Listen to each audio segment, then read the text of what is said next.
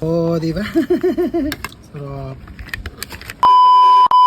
Hello mga kadiputa, hello Philippines, and hello world. Another day, another vlog. Seafoods naman tayo ngayon, charot.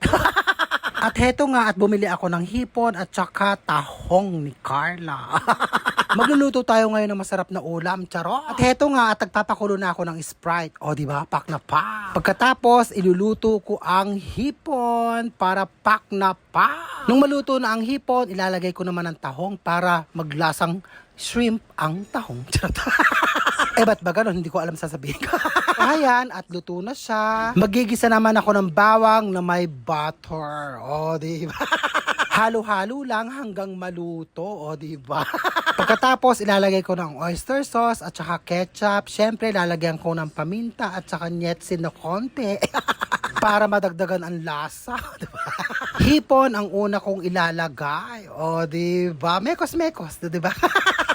Experiment pa more, di ba?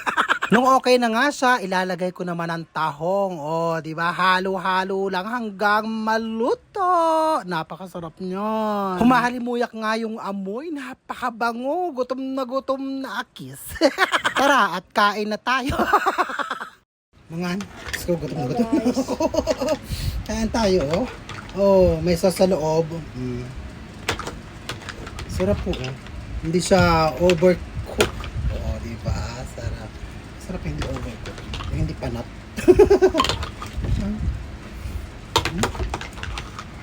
Sarap. Grabe.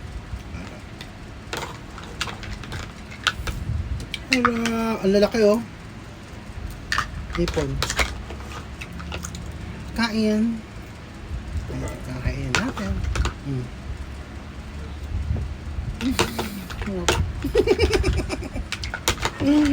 Nakakaloka.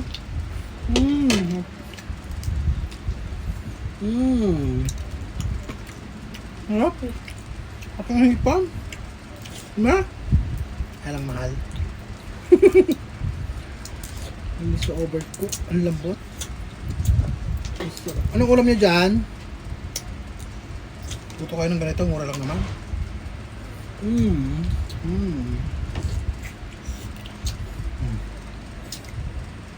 Diba?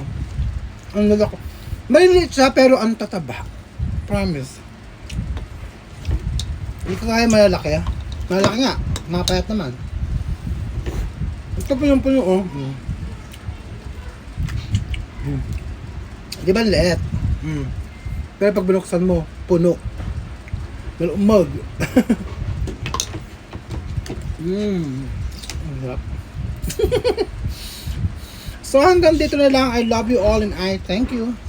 Nga parang enjoy siya. Bye-bye.